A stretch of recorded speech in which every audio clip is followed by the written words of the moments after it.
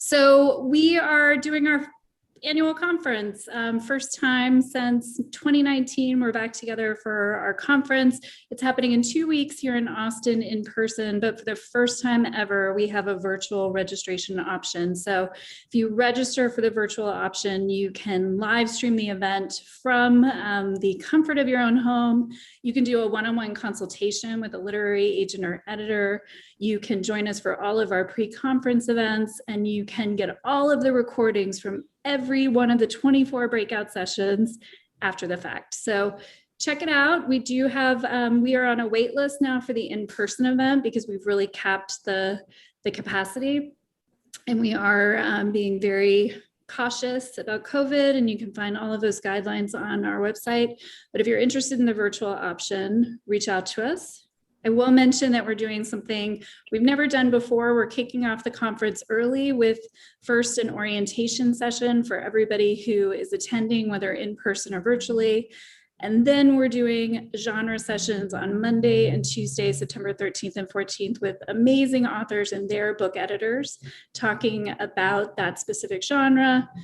We're doing a Practice Makes Pitch Perfect webinar on Thursday, and then our pitch lab, which will include breakout sessions for everyone in attendance. So if you want to have a chance to mix and mingle with other authors, but do it virtually, the virtual registration or the in-person registration, those folks will be in the room too, but the virtual registration will include all of that. So here we are to tonight, and we did extend an invitation, and I hope that we do have some folks from that conference in the room, because I think this is going to be a great way to sort of seed some questions and some thoughts and some ideas that are going to go into the conference weekend as well. But this is our September 2nd edition of Ask Us Anything, a free virtual event that we've been doing since early 2020, and we pick a different topic every time, and we invite smart and wonderful people that we want to spend time with to join us and answer some questions, answer your questions. So folks had the opportunity to send questions in ahead of time. You are going to be able to add questions to the Q&A box tonight, but I have to be honest and say we've got a lot of questions already, so I'm not sure that we're going to get to them. But we are going to get to them because we're covering a lot in this program. So glad you're here. Thank you on behalf of the Writers League for joining us tonight. And, you know, when you think about who you want to talk to about a topic like the path to publication, you think of the people that you maybe have talked to before about it and love what they have to say, or who just have amazing, impressive backgrounds in publishing. And I think that you all can agree that we really, won the lottery? Is that how you say it? For tonight's program with our two guests. It might be a little awkward if I read their biographies because they're both in the first person, but they're also both on our website, and they're both on our website. And I know you all have been looking at the mailers and things we've been sending. So I'm just going to say, we're so thrilled to have Beth deGuzman. She's the VP and Digital and Paperback Publisher at Grand Central Publishing, and has worked with a lot of really terrific writers, and has been in the business in a number of different roles for quite a while. So thank you, Beth, for being here tonight. Thank you for inviting me. And it's so strange looking at that photo and realizing it's been 17 months since I wore a pearl necklace. I haven't needed it. Not what I've been working on. Oh my gosh, that's hilarious. I'm still using a photo from 10 years ago, so you're fine. And then we're also I'm still the same. And then we're also so happy to be able to welcome Monique Patterson, VP, Editorial Director, Acquisitions Outreach at the St. Martin's Publishing Group. Has also worked with such an impressive lineup of authors, but also is, I think, overseeing and really has a huge job at the St. Martin's Publishing Group these days. So thank you so much for being here, and I'm excited to hear what you have to say too, Monique. Oh, my pleasure. All right, so the way that I've set this up is taken different sort of themes from the questions, right? Put them together. There are some questions that are pretty much very similar questions, so we might like rapid fire look at those, but we're just gonna one by one go through and offer the two of you the opportunity to talk to each other, to answer or decline to answer because the other person answered it so well you don't need to add anything, whatever you want to do tonight. But we're going to start with the 3 Ps: platform, publicity, and promotion, because this was the one that probably had the most questions cumulatively, and I thought we would just dive right in and start talking about it. So here we go. Social media is such a pain. Is it really necessary? I cringe when I think of Twitter. And then in that same space, but totally different, is it possible to traditionally publish or self-publish with a large social media following? I am finishing up, is it best to traditionally publish or self-publish? I'm finishing up editing my debut novel and have a following of 1.8 million people on TikTok, 100,000 on Instagram, and 90,000 on YouTube. I would appreciate any and all advice. So really the question being, of course, what do you two think? How do you talk to your authors? How do you think about it as a publisher, the role of social media in successfully publishing a book today? And I'm looking at you, Monique, so I'm going to start with you. Thank you. It's always so awesome that answer first. So this is, I feel like this is a question that comes up often because it tends to be one of great concern. So I have 2 answers for someone who's in fiction. I have an answer for someone in fiction, and I have an answer for someone in nonfiction. In fiction, it's a plus, if you have, a nice social media following, especially if it ties in with your book in some way, so if your social media following is completely divorced from the book that you're putting out, it's not, it's a little bit harder to connect, but we will work with, with an author to build out those connections as we can. With fiction, especially like say you have someone who's a debut author, yes, it's great if you can walk in there and say, my first book, and I look at all this stuff that I have, but it's not necessary. We have successfully launched people who have no social media presence, and I think a lot of people find there's some people who love all aspects of social media and some who just can't stand it. And there's some who, like me, I have certain platforms that I love and certain platforms that I don't. I'm on Twitter, but I don't really love using Twitter. I love Instagram. I love, like Facebook, I'm like, about. So what we often tell an author, because being able to communicate with your fans is really important, but there's no need to kind of spread yourself out on all these platforms that you may hate, So what we say is, pick one that you like the most or hate the least and come up with a schedule that you find tolerable, think about what you want to share on there that feels good to you and sustainable, and so if you take that approach, you're more likely to follow through on it, as opposed to like, oh my God, I gotta go post on Twitter, I hate Twitter, oh my God, I have to do it on all these different platforms, but I hate doing this. You can pick one platform that you feel, what, I can do this, and I can do it on a schedule. You can establish whatever that schedule is going to be. You can establish what it is you're going to be sharing so that you're promoting the book. You don't have to get on there and share your whole life. Now for nonfiction, nonfiction ends up being a bit of a different beast because most of the time we are looking for someone who has a platform of some kind, which is going to help us launch the book out into the world. If you're coming in and you're talking about anything that has to, someone said my audio is bad. I don't know. I'm hearing you just fine, but I'm not. Sometimes it can help to turn up your own computer audio, if not you, Monique, but maybe whoever's listening. But I hear it just fine. Yeah. Okay. Other people are saying they can hear fine. Okay. Yeah. So Me too. I can hear you just fine, Monique. Okay. All right. Perfect. So, with nonfiction, we usually are looking for someone to have a platform that we can launch the book off of. So it's not absolutely there are times when you can come in with some money and you're building from the ground up. But a lot of times the market is so competitive, and specifically like in the areas that we tend to publish nonfiction. So some kind of platform is a plus. You know, it won't prevent us from buying a book, but it's something, it's a kind of a little bit of a challenge that we have to discuss before we're, you know, acquiring the book. Whereas with fiction, you know, if you come in and no one knows your name and we're like, this book is great, it's not as big of a deal. So, Right. Yeah.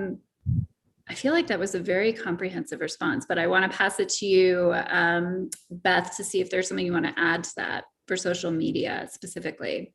Yes, I do. I completely agree with you that Monique's answer was comprehensive, completely on point, and I completely agree with everything she said. The only thing I want to add is for, especially for fiction authors, sometimes when they're trying to build a social media platform, sometimes they put such expectations on themselves. They think every single post has got to be perfect, has got to be polished.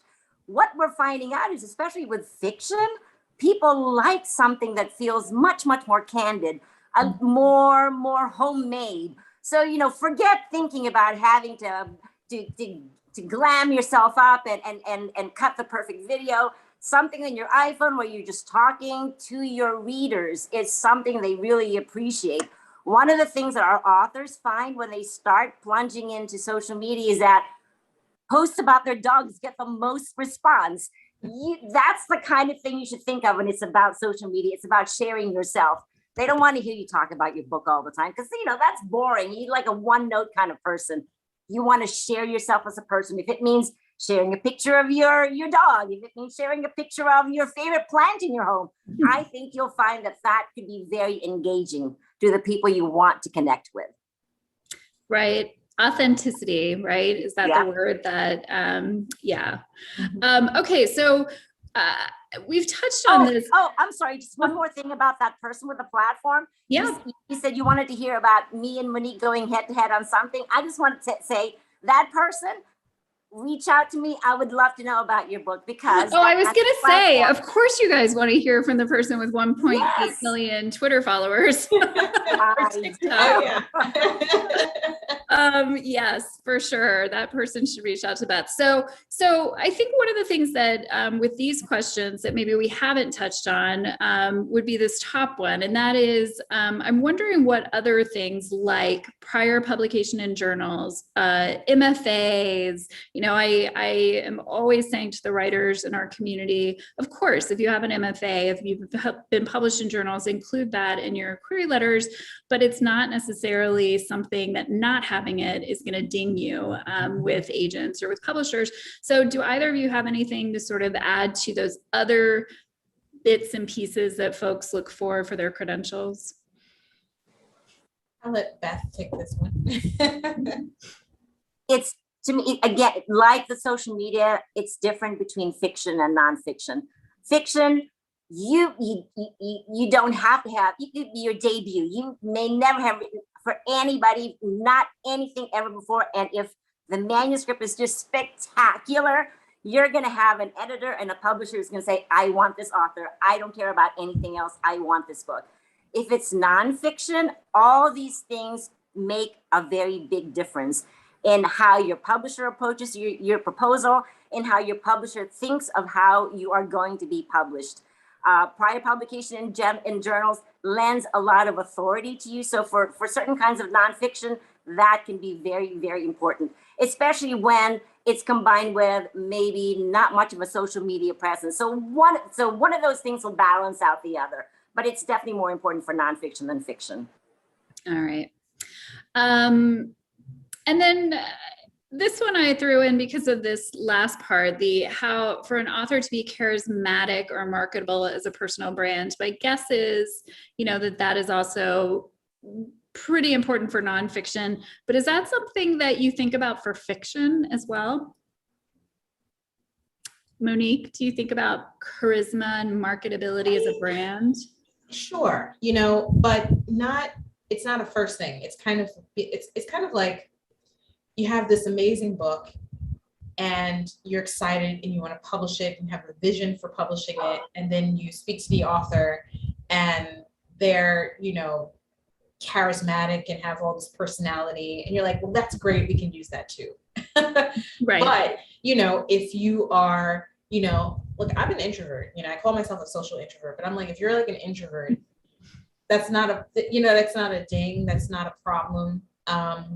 It's everybody's, all authors are very individual, and it's all about figuring out who they want to be out in the world when they're publishing this book, and having that conversation and figuring that out is much more important than them having any kind of specific kind of personality, because basically all authors end up becoming a brand of some kind, and it's all different, it's based on what they're writing. It depends on who they are as a person and how they communicate with their authors. And so it's pretty limitless. I would say to not worry about that too much. Honestly, the book is the most important thing in the world. Like if you're like, I hate talking to people, but you wrote this brilliant book, believe you me, we're going to want to publish it still. All right, perfect. So next I want to talk about genre and category, because we had a few different folks ask specifically about whether it's writing in a number of genres or a specific category question. So we're going to kind of jump in. And if either of you has a track record with this category and you want to speak up, but if you don't actually publish this and you're not able to answer it, that's fine too. But I just wanted to offer these. So this first one is one that I'm just curious about, what your thoughts are. If you want to pursue writing for more than one genre or age group, does that change how you should approach seeking an agent, and how? For example, if you wanted to write both middle grade fiction and an adult mystery series, and neither of you are agents, of course, but this is a question that comes up again and again, especially with writers who are just getting started and maybe have a few different projects, right, that they're thinking about. Is that question of, do you commit to one particular project? Do you go into it seeking an agent or a publisher who can work with you on both projects? So just in terms of crossing genres, and Beth, I'm going to throw this one to you to start. What are your thoughts about this? We do publish a lot of authors who will cross genres. Sometimes they'll do both fiction and nonfiction, or sometimes they'll do mystery and they'll do another category, or a lot of times what we're seeing now are writers who write adult and also YA. That seems to be a very popular hybrid path for a lot of authors. When I'm looking, I'm not speaking, I'm going to speak to it first as an editor, publisher, as opposed to an agent. When I'm looking for, especially a brand new author, I am really looking for somebody who would want to be very committed to what they're writing for us.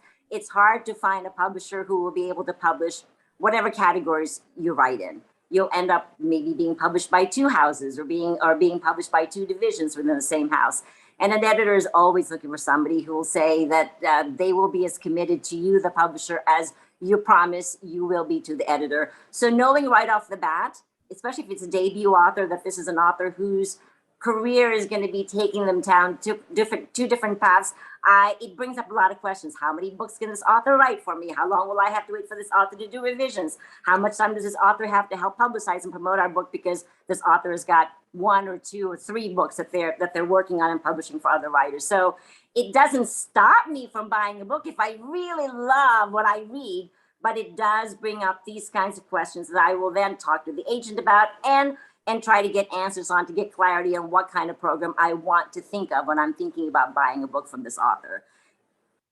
And my guess would be that, just as a former literary agent, that the agent isn't coming to you and saying, this writer wants to write in a lot of different categories, that maybe that's something that comes up, in conversation with the writer themselves. Because from the agent's point of view, I would say, I think that it's important to query based on one project, to focus on one project when you're querying and find an agent that's interested in that project. But then I do think before you sign with an agent, you want to have a conversation about your goals, your career goals, the other things that you want to be doing. I don't know if Monique, you have anything you want to add to this? Not so much. I mean, Beth really, said it all, as did you, Becca. It just, I think when you're coming through the door the first time, you don't want to come in with like, hey, I've got 4 wildly different things, because then we kind of don't know what to do with you, and it's very difficult to launch 4 different things, or sometimes even 2 different things. It can be done, but it's a little tricky all at the same time. You kind of have to decide. You have to be strategic, honestly, about how you're doing. If you want all those things to be successful, you have to get one, you want to get one off the ground, and that takes a lot more effort than you think it's going to take. And then you want to bring something in once that's up and running, and hey, maybe it's a bestseller. Then you're coming in with your, your young adult or your mysteries, and so that's. I think you just need to be strategic about it. Yeah. Yeah. And that often, will happen ideally when you partner with the right agent so that you can kind of work out that strategy with them. Any thoughts on the market for historical fiction? So I threw this in because I actually hear this often, but I also threw it in primarily for the second part, any periods especially hot. And I thought it could lead to maybe a little bit of a conversation, or at least a comment on chasing trends or chasing something that's hot. How do you feel about that, Monique? So historical fiction is doing extremely well, and has been for a while, and it's still doing just immensely. It's a very strong category for us and for a number of publishers. In terms of the periods that are hot, I hesitate to kind of say this because, I don't want people to kind of like just latch on to, because sometimes someone will write within a time period that most people aren't writing in right now. And it's like something we didn't even know we needed until we had it. But, kind of like the ones that continue to be popular is, any of the world, like World War II, World War I, Civil War, any of those periods tend to be like really hot, but I wouldn't get hung up on that you have to write within that specific time period. I think it's really important to kind of take a look at the market and see what is happening in those markets, and honestly what makes those books work, as well, because it's not just the time period that makes them work.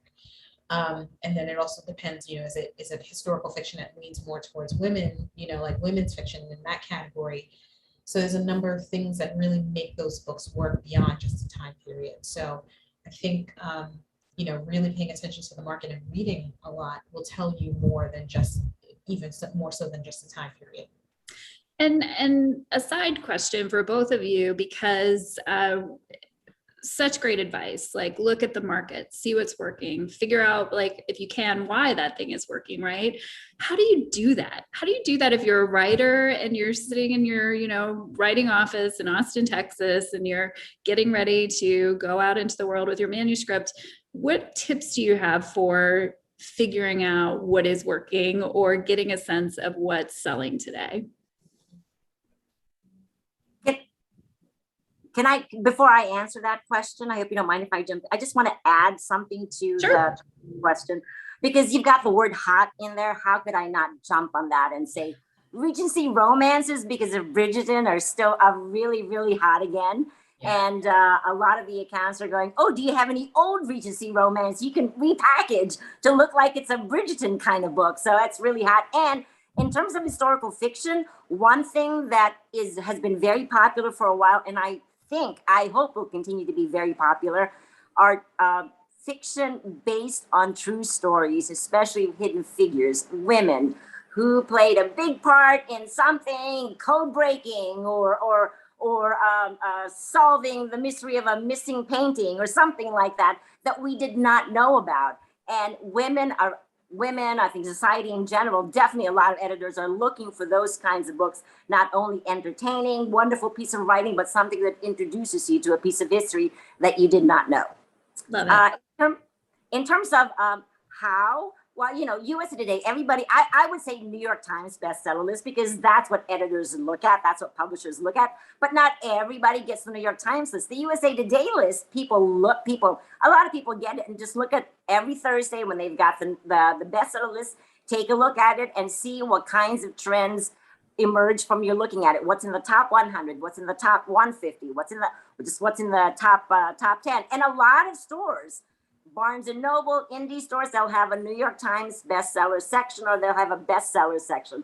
And like editors, like publishers, just pay attention to news, pay attention to newspapers, articles. You'll see articles about certain trends. So just keep an eye on those kinds of things. Those are the easiest ways to look for a trend.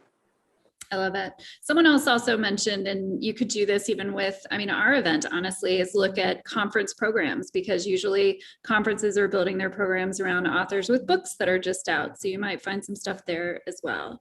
And when you're able to go into the bookstore, talk to booksellers, especially in the section that you're writing in. So the mystery thriller section, the romance section, I think that can be a great one as well. Becca, you're so good answering these questions. You should be doing this panel yourself. I'm just, popping in. What's the state of memoirs for unknown commodities, first-time writers? Is there a viable market for such projects? In such cases, do agents and publishers want the entire memoir to be completed, or can someone submit a partial and outline for the entire project? Finally, the recovering from illness memoir seems to have had its day, but are there any other themes that seem to be having a moment? And I do hear often from memoir writers who are unsure of what the market is for folks who are unknown, right? So non-celebrity, non-big news story memoir. Do either of you work with memoir very often? And do you want to jump in and give us some insight? Sure, So, I'll jump. Yeah, go ahead, Beth. Go ahead. No, go ahead. It's your turn. Go ahead. So I actually don't do a lot of memoir, except that one of the memoirs that I've done recently is one of my best-selling books. So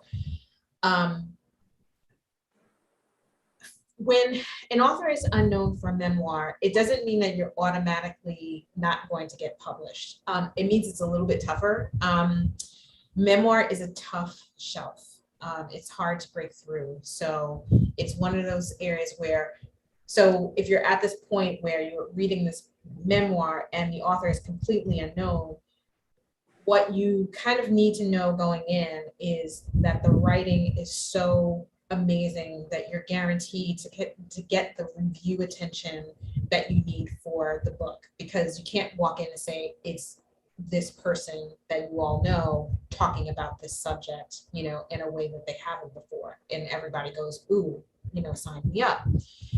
It is somebody that they don't know, so you have to be able to walk in and say, like, this is the most amazing thing that you have ever read, or this is a perspective that you have never seen.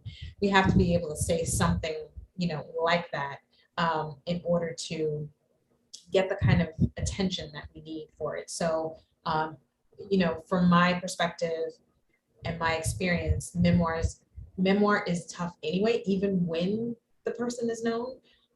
So if it's an unknown author, we really have to know, like, the writing's so amazing. We know we really believe we can get the review attention, and we've done that before. It's just a little bit harder. Yeah.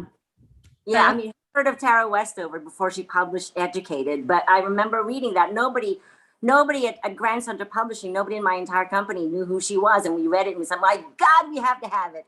We didn't end up getting it, but it was all in the read. I sometimes I think writers come to events like this thinking, oh, there's a silver bullet, there's a secret sauce that I don't know. In so many cases, it comes down to that old-fashioned read. Mm-hmm. That's why you have to make sure your manuscript is as good as it can be. But just to answer the other part of the question, because memoir is very, very tough, and if you're unknown, you have got to submit a complete manuscript. I would never, ever buy a memoir from an unknown author where it's just a partial. I want to read the whole thing. Same here. Yeah. Perfect. Thank you. Okay. am writing a YA fantasy that doesn't include a couple of elements that seem endemic in a lot of today's YA fantasy, a plot based on gaming or other digital electronic experience, and romantic entanglements. How much does it matter that most of my comps are older books? And that's actually why I wanted to address this question, because we hear about comparison titles all the time. I'm a big fan of comparison titles in query letters and in pitches, but then there's always that question of what is the right comp? So I wanted to give you an opportunity, if you want to say anything about YA fantasy, of course, to say something, but I'm also really curious about your feelings about comparison titles. And Monique, I'm going to give it to you first this time. So first of all, I'll try and do a better job of answering all parts of the question. That's okay. That's what I'm here for. No, you were reminding me that I just didn't. I was like, Monique, pay attention. You're doing an amazing job. So, in the first part, like any concerns about, not having some of these, elements. I mean, I would say, first of all, YA fantasy there's so much that is being explored in that space. I don't think you have to go into gaming. I don't think it has to be digital, electronic. Honestly, some of the ones that are doing the best with us right now don't have those elements. They do have romantic entanglements, but another YA series that I'm publishing by PC and Kristen Cass, they very deliberately didn't want to lean into too much, having a big heavy romance in the book, and really wanted to have the two main characters who are twin sisters, and it'd be more focused on their relationship and what's going on in their relationship, and then in the friendships and all of the other connecting relationships around them. One of them is involved with someone, but it's kind of like, it's not a big love story, it's kind of a jerk. She ends up dumping him, so that's not really the point of it. So I think you can definitely explore more than just kind of like romantic entanglements, and you definitely don't have to have gaming or digital electronic experience. So this is where I would come back to, like, reading in this space and seeing what people are really doing, because there's so much that can be explored within fantasy, and specifically YA fantasy.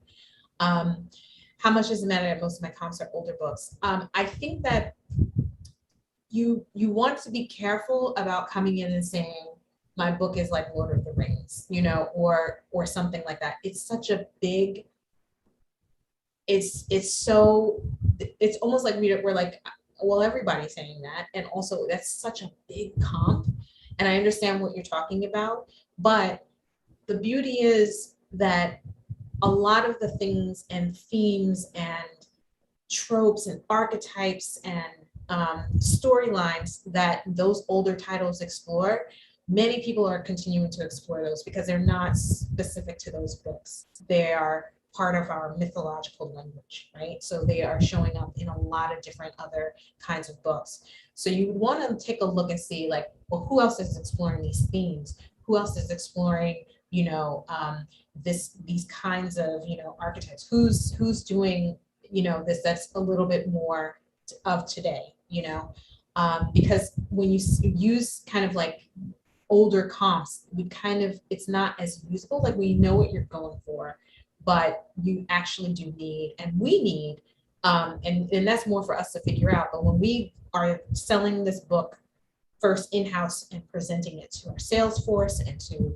to everyone, we're walking in there and giving them comps that they can use that are very modern, like sales will specifically ask us not to use anything that's older than a year old, Sometimes I can get away with using something that's 2 years old, but not very often.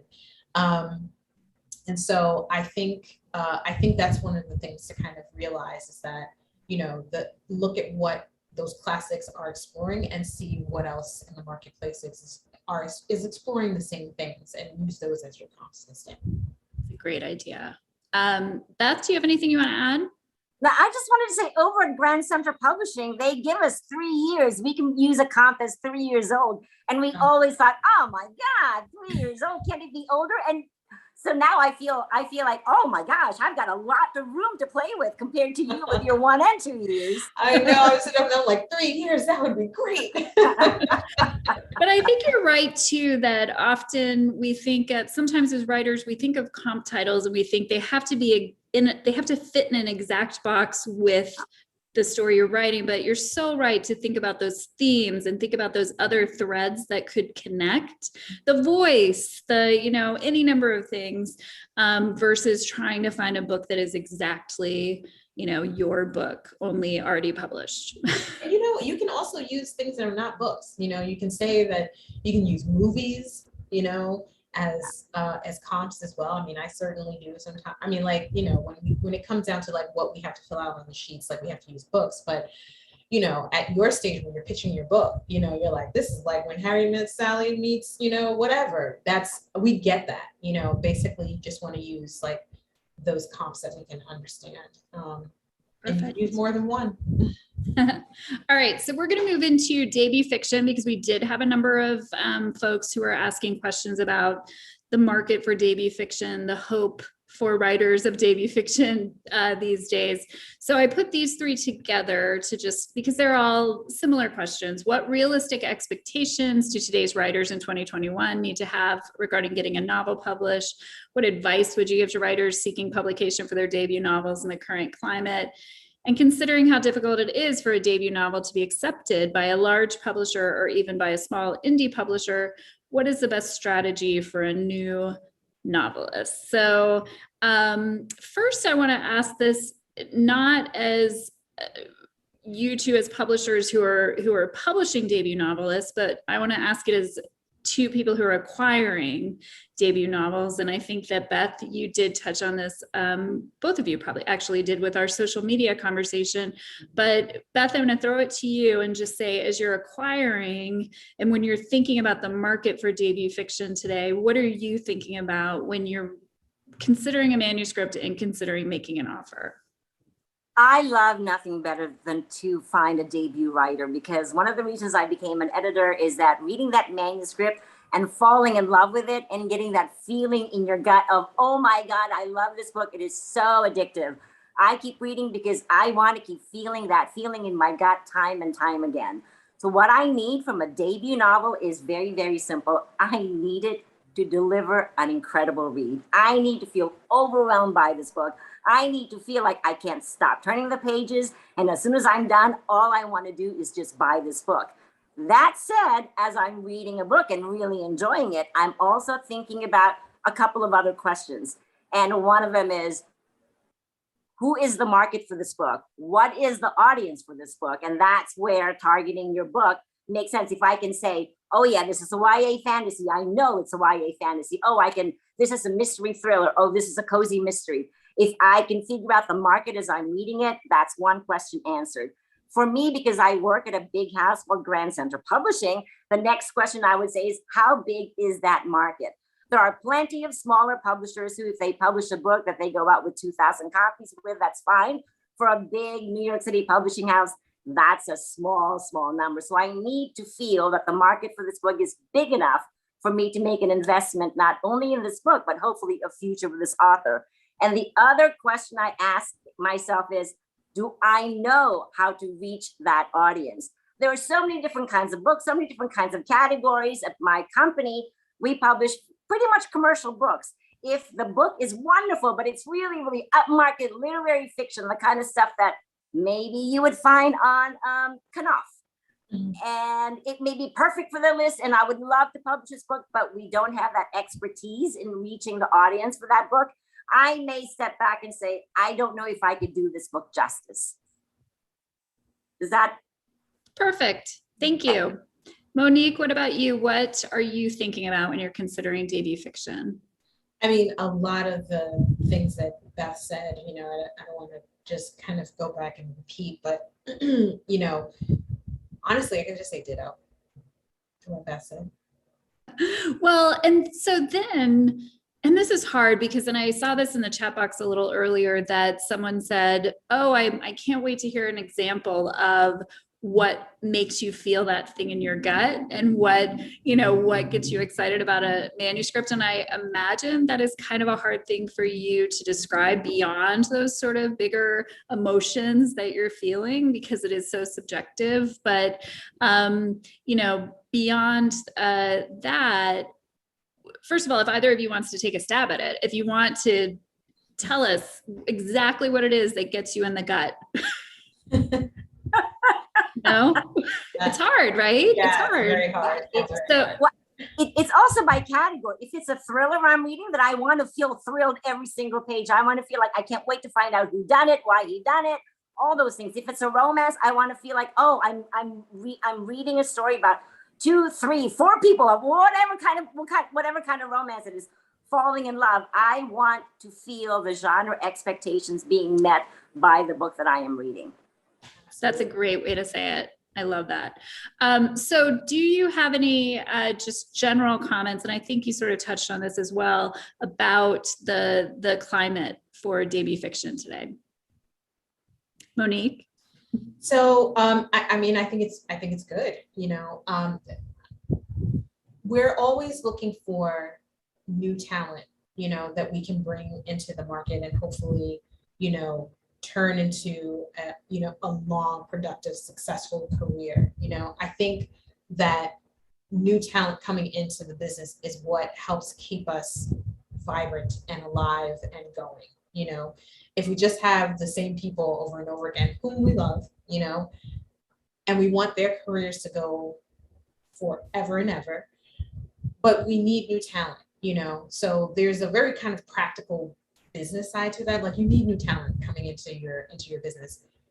And then to speak to what Beth was saying, like, as editors, there's a specific kind of thrill of coming across a manuscript that you know is a debut, and it's just like, it's like this tingle from your spine, from your top of your head down to your spine, when you know this book is amazing and you're just reading it and you're like, my God, this person has such a career ahead of them. We need to get in right now with this person. So as an editor, that is a very, you know, it doesn't happen all the time, but we love discovering new talent. We love discovering new talent. Yeah. Yeah, I think a harder question, which we won't answer tonight, is what's the climate for second novels? What's the climate for third novels? You know, oftentimes there's this expectation of, oh, you have to be published already for a publisher to pay attention to you, but actually no track record is a great track record. Yeah. You know? Yeah. All right. I know the answer to this. I think, you know, probably by now you folks know the answer to this too, but Beth, go ahead and say it. How much of a manuscript must be done to begin submitting to publishers for debut fiction? The whole shebang. It's gotta be done. First word to the last. And don't forget to proofread, please. Yeah. How much publicity is paid for by the publishers for a first-time novelist? Monique. So this, I mean, it all depends, right? You know, there's no kind of one, kind of one thing that happens for each book. You know, when we do our launch, you know, so launch for us is when we do it by season. So it's winter, spring, summer, and fall are our season. So when we go to present whatever season we're doing, there are a series of meetings that begin to happen after that, where basically every book that we're publishing that season, there is a decision made about what is happening with that book, you know, how many galleys we're doing, you know, we're hearing from Publicity about the review attention and potential there. We're hearing from the marketing side about what can happen there. We're hearing from sales, you know, about what they need. And so all of that goes into deciding what we're actually going to do for the book, both on for publicity and marketing of the book. So there is no one answer to that, because we make that decision book by book. Yeah. I think that probably covers that one. A great question though, because it's often, you know, something folks wonder about publicity and who's going to cover it and handle it. Editing and revising, two brilliant editors here tonight. Do you have any tips about ways to tackle trimming a manuscript of excess without losing its voice? How not to throw out the baby with the bathwater? Beth? I'm gonna throw that question to Monique, because honestly, it's been a long time since I've actually tackled editing a manuscript, as my role as publisher is Right. for other people and saying, yes, we want to buy it and this is how much money we want to pay for it. But actually working. Great avoidance, Beth. Monique, Yes. how do you trim a big manuscript? Do you have any thoughts, just ways for someone to even begin approaching it? Well, I mean, I say, first of all, when you're writing the book, to just write it, don't worry about, oh, this is too long, et cetera, because you don't want to pre-edit the book and then you might leave out something that ends up being really wonderful. Get everything out on the page. Then you go back through and start to decide, like, well, what needs to stay and what needs to go. And then if you are working with an editor and the book comes in and it's long, your editor's going to work with you to, your editor might come back and be like, there's nothing, everything is great. We're not cutting anything. We're just going to have to publish this big book, which I've done in the past. And your editor gets to come in and say, I think, just sometimes even in the natural course of just editing the book, you're going to end up taking some things out. Without having to like specifically think we need to cut X amount of pages or words or whatnot. But that's the way I would say just write the book and don't worry about it. And then once you're finished with it, you go back through and you make some decisions, about what you feel really needs to be there. And then once you get to that point, then off it goes. And share it with others, probably if you're at the point where you're not ready to have an agent or not ready to submit to agents, then share it with other writers that maybe can give you some feedback too. Or when a writer finishes, I didn't edit this, a manuscript, do you recommend they hire an editor to look at it? How do you feel? Monique, we'll stay with you. How do you feel about a writer working with an editor before they even get to you? I think that's perfectly fine to do, especially, like if you have someone who's helping you to clean it up before, it gets you and gives you some feedback. It's good to, I feel, whether you're doing it in your writers group or if you are actually hiring an editor to look at it. I don't think I wouldn't say that everyone has to spend the money to have somebody to look at it. You can employ your writer friends in your writers group to do that. But yeah, having someone take a look at it to, clean it up and, make it pretty is never a bad thing. Awesome. So we're going to talk about moving between, although I think most of these are maybe indie to big to indie, but I hope to submit to an agent, major publisher after many years published with a small press. Any advice on this transition? And I'm wondering, any advice you have, of course, but it does offer the question of, what does that look like when you as a publisher decide to publish another author who is from a smaller press? What is that even something that you consider? And then what kind of advice do you give on that transition for a writer? Beth deGuzman, I'm going to start with you. Sure. We have plenty of experience with authors who come to us after being published by a small press. It's not a negative. It's not a positive. It's a positive if you got really very good reviews of your previous books. But knowing that you've been published by a couple of other small presses and coming to us with this experience of having written a book, having gone through the editing process, having gone through some publicity situation with your publisher, having done some marketing, knowing that you have that kind of experience is always a plus. And because then that is something you can build on when you're working with a bigger publisher. And as I said, any great reviews that you got from a small press is wonderful, because that's something we can start with, trying to woo the sales force, saying, look at this author whose reviews were fantastic for her previous book.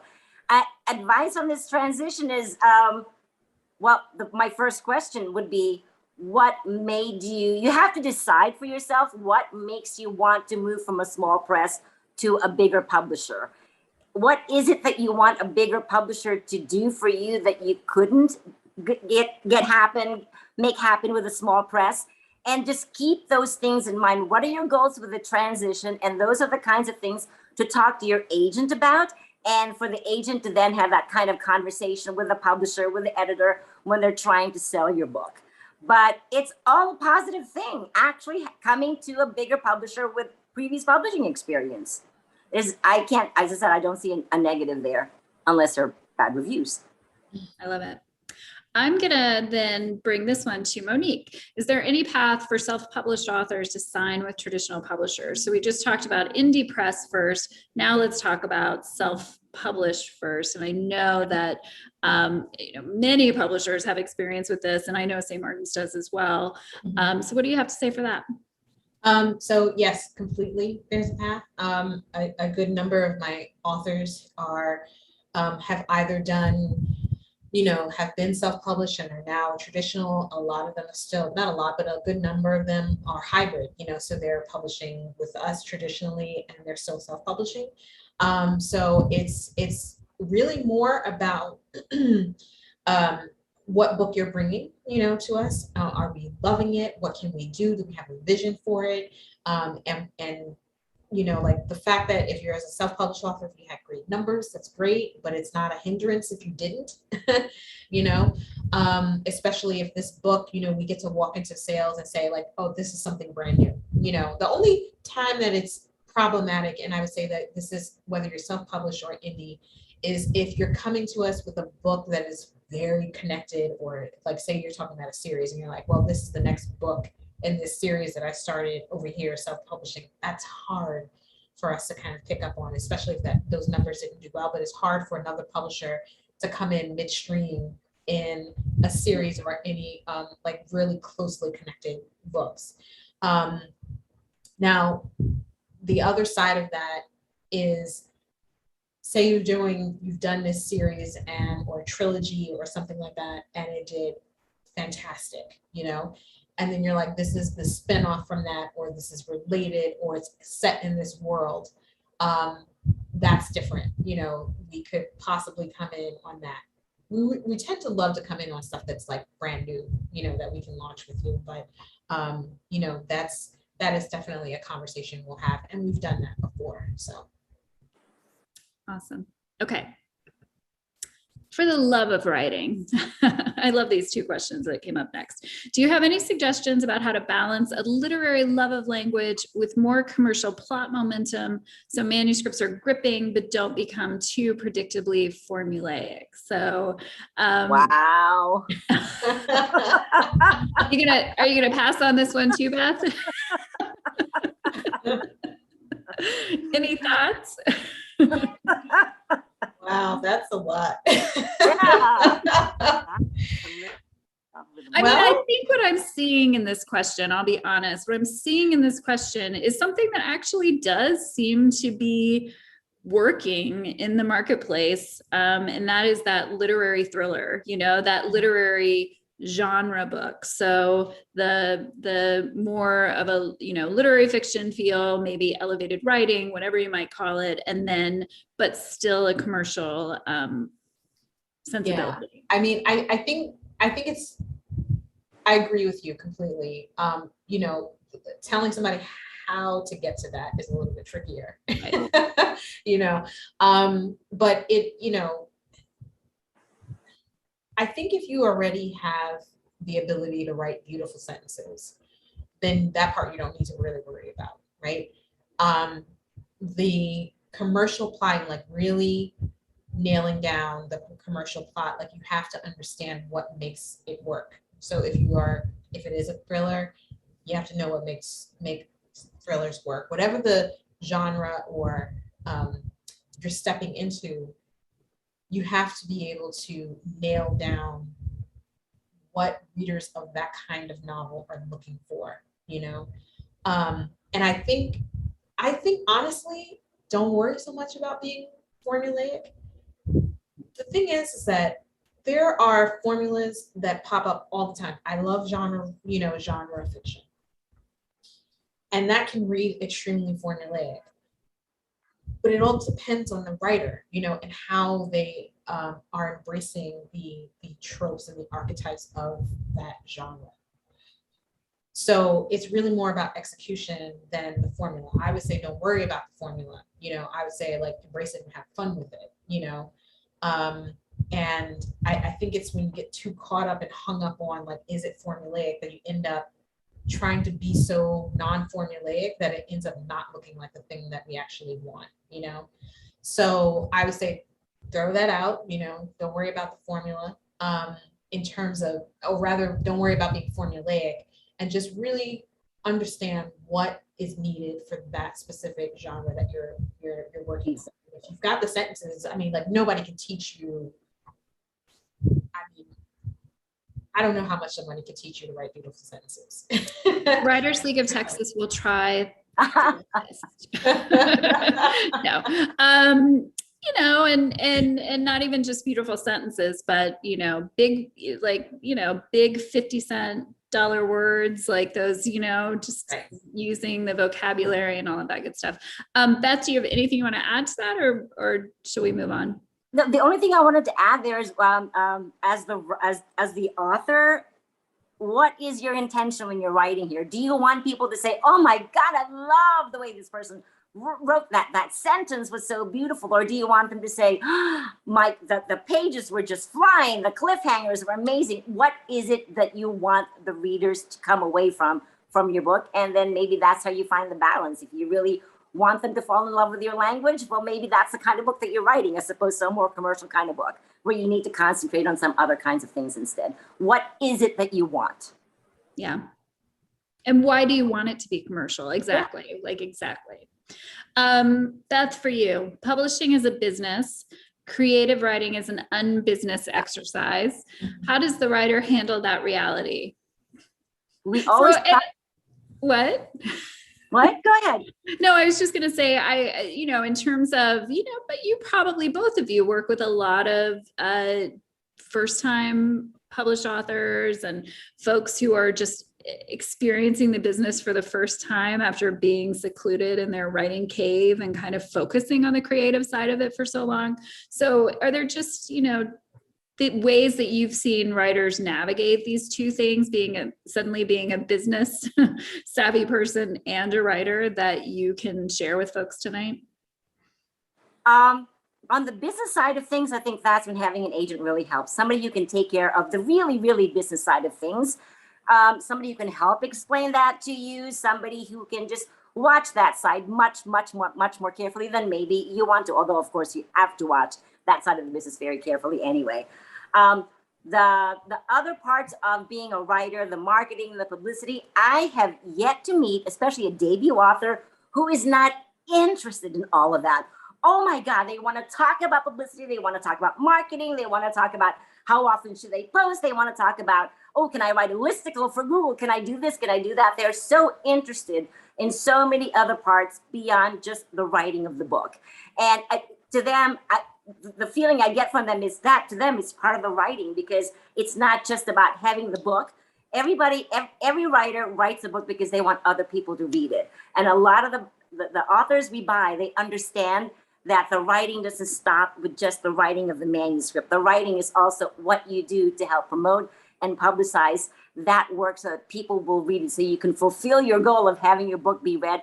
And they enjoy it. They jump in with such relish. They want to learn. They want to do stuff. So I have found a lot of writers to not be bored by that, to not be turned off by that. Yeah, you start to get the catch the fire when you get closer and closer to publication, right? Especially when you're talking to fans and hearing fans say how much they love your work. Who wants to stay away from that?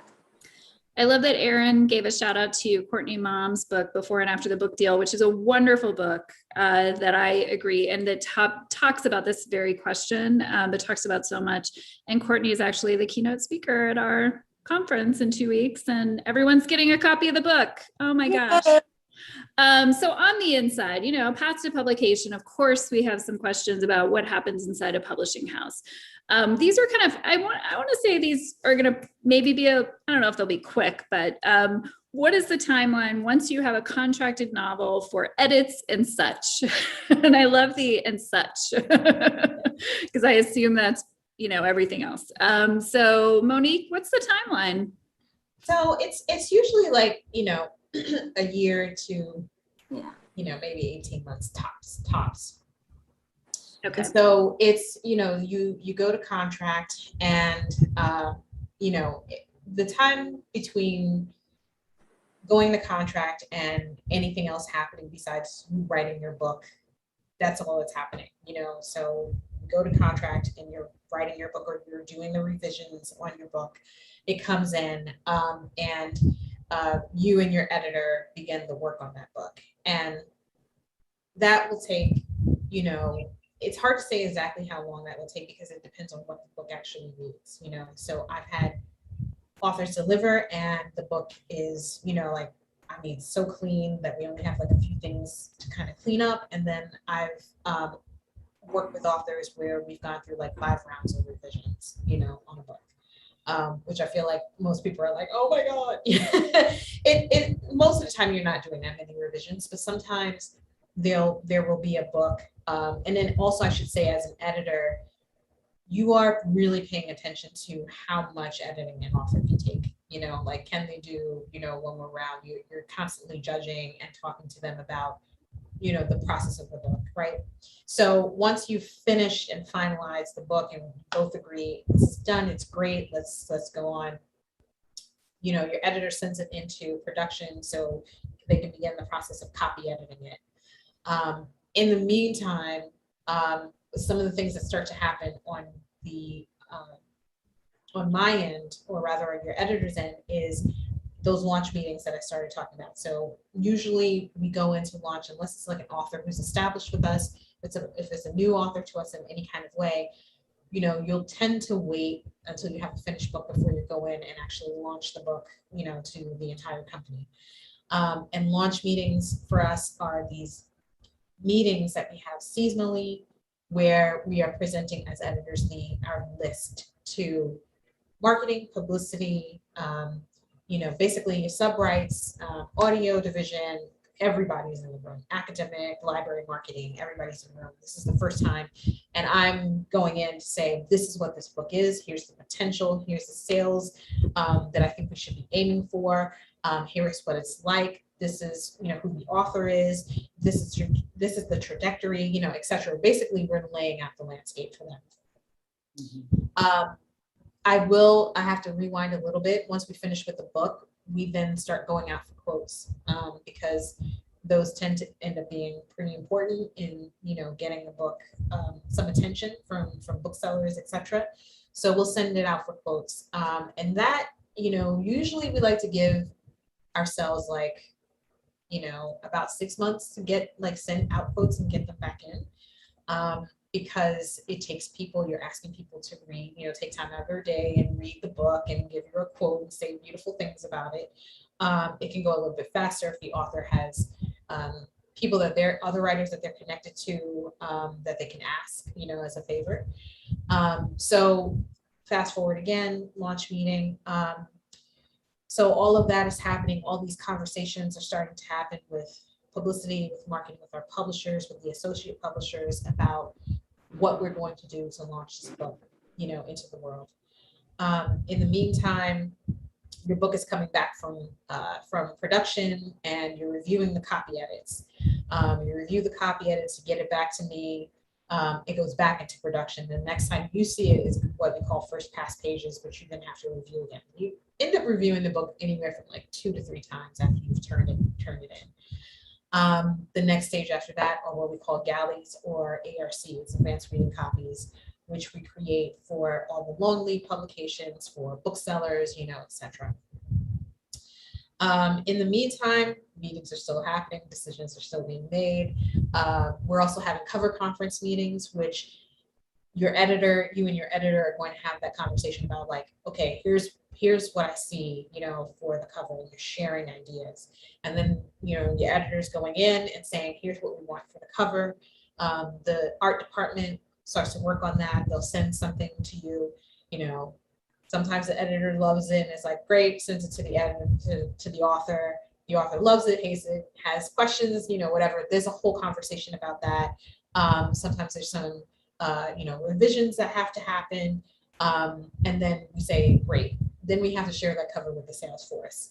And hopefully, with you loving it as an editor and the author loving it, you hope the sales force loves it.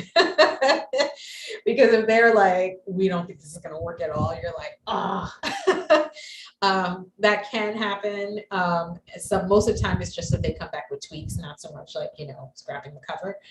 And then, the sales force at some point, there's stages in which this happens. The accounts like Barnes and Noble, Amazon, they start selling in first, like way ahead of everybody else. They have probably the earliest selling schedule. So by the time they get the sales force getting to their selling schedule, where they're going in to talk to buyers about your book, we have to have everything nailed down on our end. What we're doing, what our marketing campaign is, what our publicity campaign is. Hopefully our quotes are in and our covers are done. That's become even more and more important. And then the sales force is going out and they're doing their thing. The field sales reps are going to the indie stores and they're selling your book in. So all of this stuff is still going on. And in the meantime, you're still reviewing, like page proofs and, all this other stuff. I'm sending you copy for the book. I'm sending you catalog copy for the book. So there's a constant flow of kind of deadlines and things that are happening, like after you turn that book in. Is kind of off to the races. And then, at some point, I let you know when we're expecting finished copies in, and that's always really exciting, even for me after all this time. I love holding a finished book in my hand. And then, there's publication day. A little before that, you will have met your publicist and your marketing person. We will have talked about marketing plans, what we're doing for pre-orders, etc. And then comes the big day. The book comes out. Oh my gosh. You just walked us through the whole thing. Thank you so much for that. Have a sip of water. we just kept, that was really, that was wonderful. Beth, I'm gonna actually let that sit, and I'm gonna take you to the next one, which was sort of alluded to in Monique's answer. But when does an author get to consult on the cover art? So authors do have consultation on cover art. Yeah, even if it's not officially in your contract that you get consultation, every single editor would want to talk to their author before it's time for the editor to present their cover concept to the art department. They would want to talk to their author and get an idea of what the author is thinking of for the cover. They will ask for, what kinds of images do you have in mind? What other books do you think would be a good direction for us to look into when we're thinking about the cover for the book? Do you have any of your own cover design ideas? What color palette do you like? What kind of fonts do you like? You can get very, very granular, but every editor who has a good relationship or wants to have a good relationship with their author will definitely want their author's take on the cover, because the cover is the first thing anybody sees of a book, and you want your author to be in love with the cover of the book as much as you are. So that's the very beginning, and then you get all that from the author. You present all that to the art director, and then they go away and they do their thing, and then they show you all these covers, and you pick and choose which ones you want to show the author, and maybe you've got a couple you want to show the author and get the author's take on it for feedback, for new direction, hopefully not new direction, just refining what's there already. So the ideal situation is where the author is involved from beginning to end. Love it. How much press time how much publicity and marketing support do you get? So what would you say from the publication date, how long is that marketing publicity campaign still happening? Beth, I'm going to stick with you. It's not a one size fits all. It depends on the book. It depends on the publisher's investment of the book in the book. It depends on the publisher's expectations of how big the book can sell. Let's say it's a brand new author and you paid a lot of money for it. And you think, oh my God, this book is going to be, let's say this book is going to be the next Girl on the Train. The marketing support for that book is going to start from the moment you buy that book, because from the moment you buy that book, you are already marketing that book. You're marketing that book to the sales force to have them fall in love with the book. You market that book later to the accounts to make sure they read it, they fall in love with it. You market it to the consumers. It goes up on Amazon like 9 months before, and you're trying to do early advertising for the book, get people to be aware of the book and hopefully pre-order it. And pre-orders these days are very important, because the bigger the pre-order, the bigger the chances of the book hitting high-end bestseller lists when it becomes when it goes on sale. And so all the way from the very beginning to 2, 3, 4 months after the book pubs, depending on how big your expectation is of a book. Typically for a big publisher, a big New York City publisher, we specialize in what we call launch marketing, launch publicity, pre-launch leading up to the launch, and then maybe about a month after the publicity, after the book goes on sale, then you've got the marketer and the publicist. Yes, they have other books they have to work on. So I would say about a month, 6 weeks of marketing for the book, reviews. They come to you with requests from bloggers. They come to you with requests from Google for a listicle, which I said before. But that's typically about the amount for an average kind of book. Could be shorter, could be a lot longer, but that's about typical. How much support do you give to new authors on ebooks? I'm guessing that this would be ebook. Well, I don't know. Do you support ebooks in a different way than you support the other formats, or do you just sort of support the book in general and all formats hopefully rise? Yeah. Yeah. Well, actually, Beth, this is in your title, so you get to answer. Oh, sure. I suppose if a publisher has an ebook publishing imprint, an ebook only imprint, then you would be doing publicity and marketing for the ebook. As a matter of fact, at Grand Central Publishing, we had a digital only, an ebook only imprint called Forever Yours. It's a sister to our romance imprint. And for about 3 or 4 years there, we were publishing a lot of ebooks, and we did do publicity marketing for them because that was the format for that book. But these days, we hardly ever publish ebooks by themselves. Ebook is one of the formats for the book. And so all the publicity and marketing for the book is for all the formats of the book: ebook, audio, large print, hardcover library edition, and the primary format, whatever that may be. Awesome. All right, we're going to keep going because I don't want to keep you all here all night, but we do have a few more questions. Literary agents, do I absolutely need one? Monique, you answer this question. Are literary agents important for writers, but then also I would assume that they're important for editors too? Yeah, you don't need one, but I really strongly suggest getting one. And I'll explain. So first of all, I do have an author who, even at this, we've been working together for, I would say maybe 5 or 6 years, and she still does not have an agent. That's just how she prefers it, you know? So, but I think that you should have one because, you know, you have someone there who can step in and handle the business stuff, right?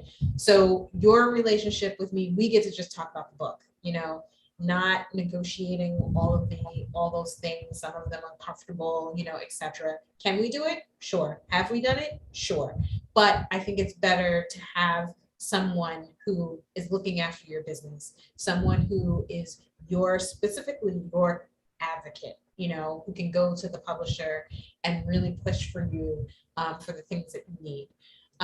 So that's what I think it's in your best interest. I think it's in the writer's best interest. And honestly, I like it when, you know, there is an agent involved, and it allows the writer and I just simply to work on the book, and then the agent can call me about, you know, everything else. Well, and just to extend on that, do you consider unagented material very often, or is that still something that, you know, most publishers are saying if it doesn't have an agent, we're not actually considering the submissions? I do.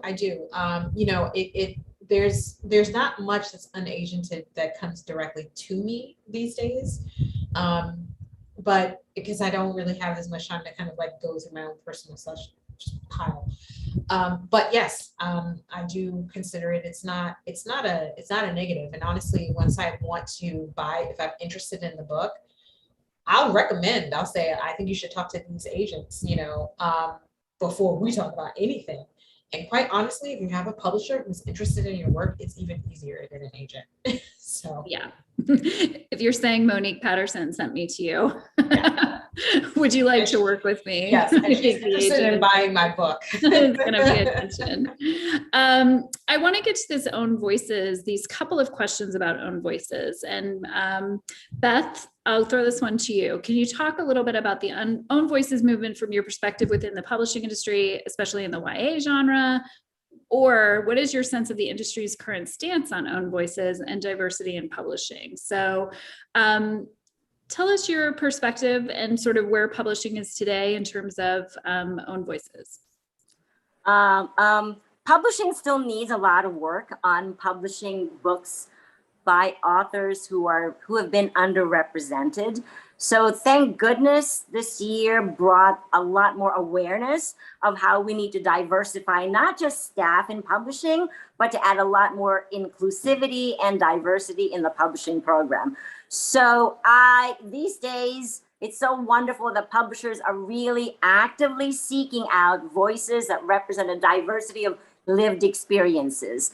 One of the most important things is that for us is we want to be very sensitive about how author from an underrepresented community want to be presented to the sales force, to the accounts.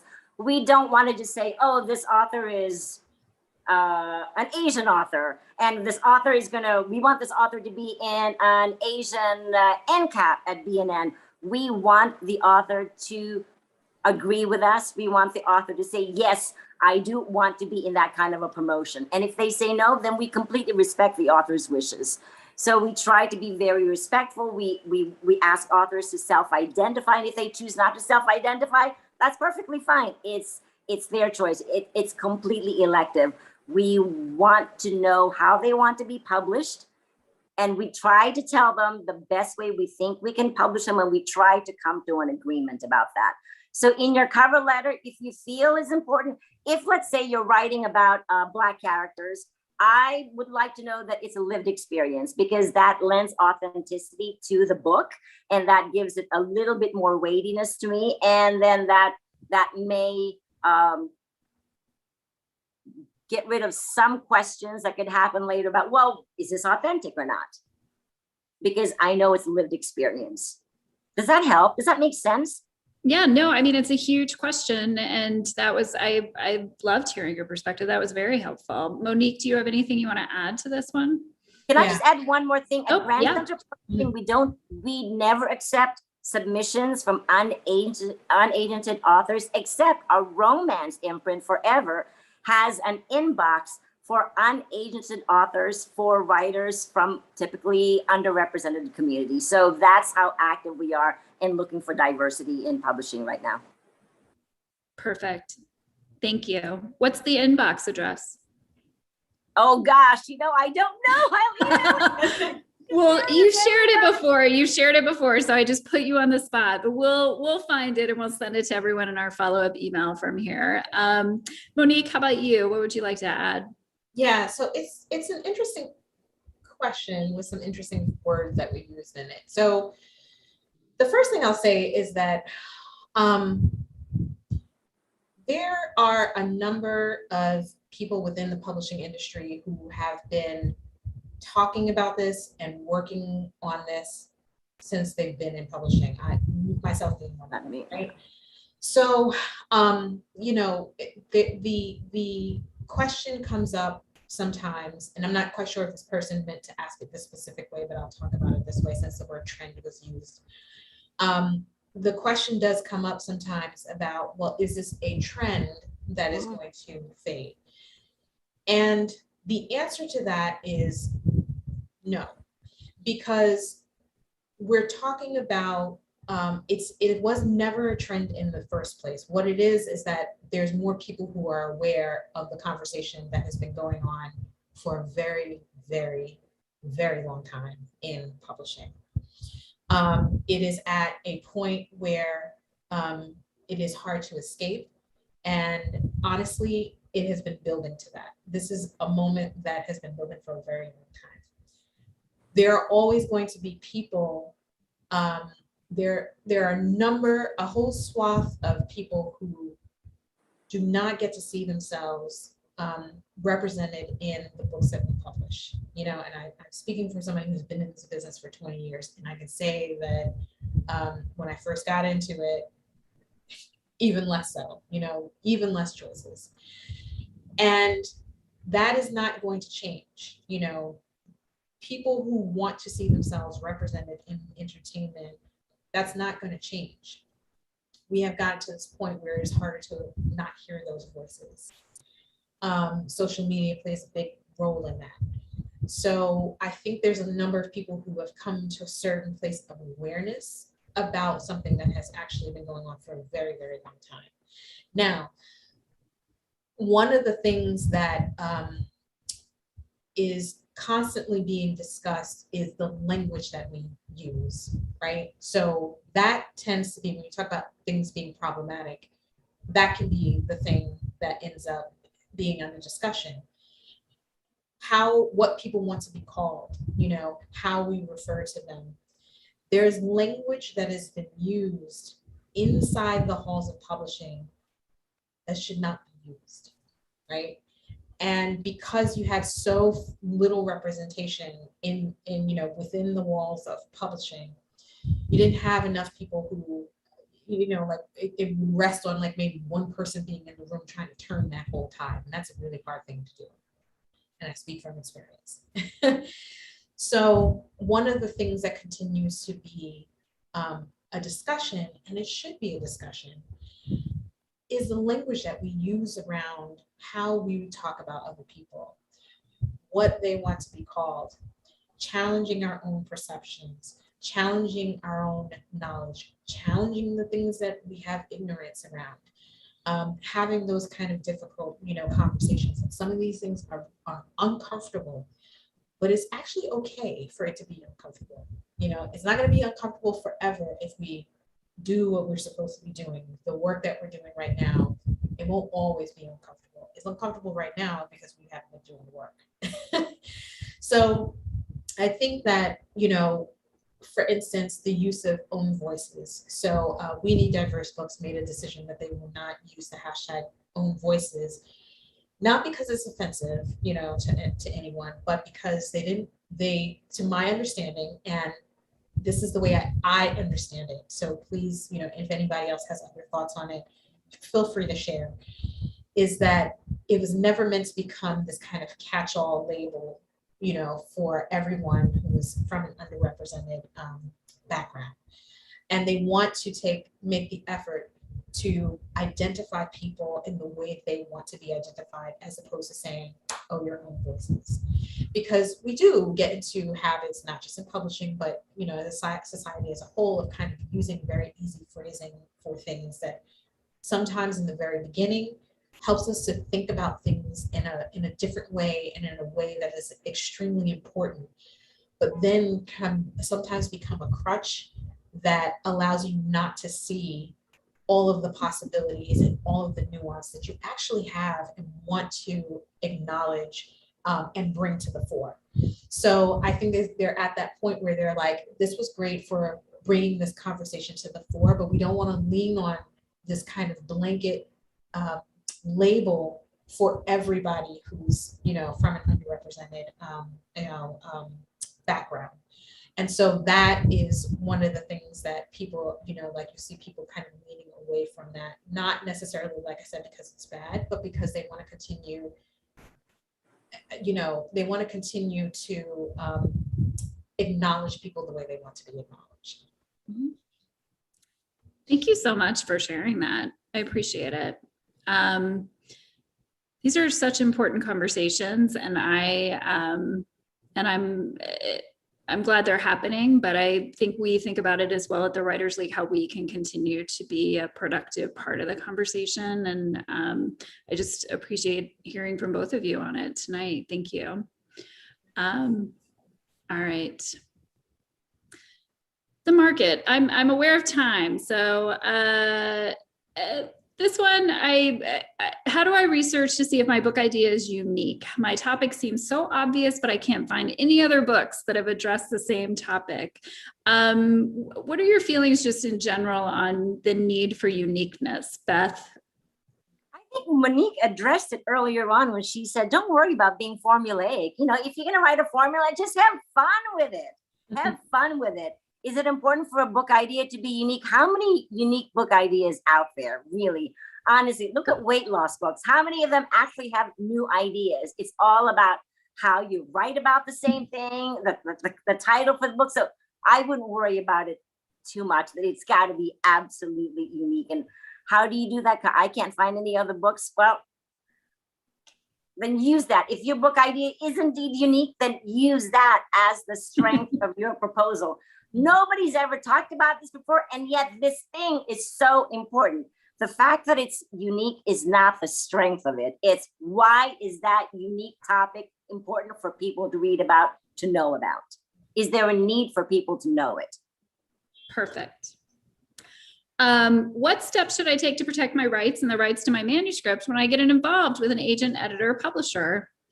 Besides a contract, of course. Anything else that you think writers need to think about before they jump into this process to protect themselves? Does that even come up that often?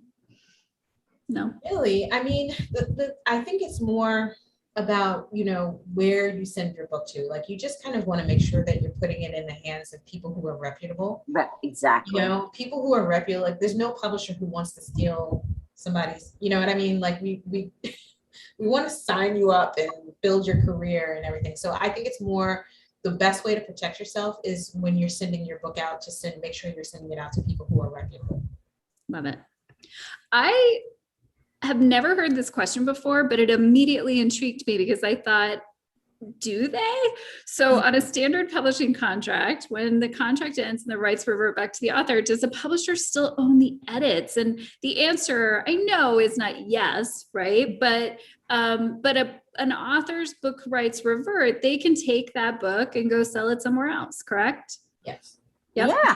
Yeah. You're not going to go in and say, this part's mine. No, I loved the question being brought up at all because it had never occurred to me. So the last question that I want to leave us with tonight is the COVID of it all, of course. What is the biggest shift in publishing since the pandemic? I think we could answer that. We could talk about just in general what publishing looks like today, you know, in terms of acquisitions and in terms of, you know, buying and publishing new books. You can touch on whether you're looking for, you know, if a lot of folks are submitting pandemic fiction or if that's not something that folks are looking for. So if you both could just kind of end our conversation this evening with giving your perspective. Here we are 16 months later, still going, you know, so not over. But what do you see as the difference, you know, where publishing was and where publishing is today? And I'm going to start with you, Beth. In terms of submissions process and the acquisitions process, nothing has changed. As a matter of fact, March last year, when we started the lockdown, we bought more books than we ever had because we weren't in meetings. There was no distraction. We could sit and read manuscripts and do our profit and loss statements and go on Amazon and look up comp for hours and hours and hours. We were busier than ever when it came to acquisition. So really, nothing has changed there. It's a shame not to see our agent friends the way we used to, but nothing really has changed there. The biggest change is behind the scenes in terms of the editors now working remotely and everything being virtual. One of the things that I love the most, the positive shift in publishing since the pandemic is, look, virtual. It's so wonderful. It makes events so much easier. In the past, tours were limited because it requires such a tremendous amount of resource, money, time, and effort. And then publicists pivoted and accounts pivoted, and you started having authors who didn't have that opportunity before to appear in front of a public. And I love that because it kind of evened out, leveled out the playing field for a lot of authors. It was wonderful to see all these authors, unknown authors, mid-level authors, get the opportunity to ad-free interact with fans and talk to them the way they couldn't. One of the bad things about the pandemic is you read about it in articles. Is the supply chain is broken, and it means printing books is harder than it used to be because printers are at capacity. Sometimes it can be hard to get paper. Sometimes it can be hard to get cases for hardcovers. So our manufacturing department is spending a lot more time making sure that we have all the components, that everything is all set up properly at the printers. And our warehouse, they're spending a lot of time making sure trucks are ready to ship our books from our warehouse to the account. So that's been requiring a lot of time. And I'm not sure when it's going to go away because that really is much bigger than than publishing. It's just the economy, the supply chain, the economy. Yeah. Wow. Thanks for mentioning that, because I think that is definitely one thing that we don't really hear folks talk as often about when we talk about changes in publishing and how it's been impacted.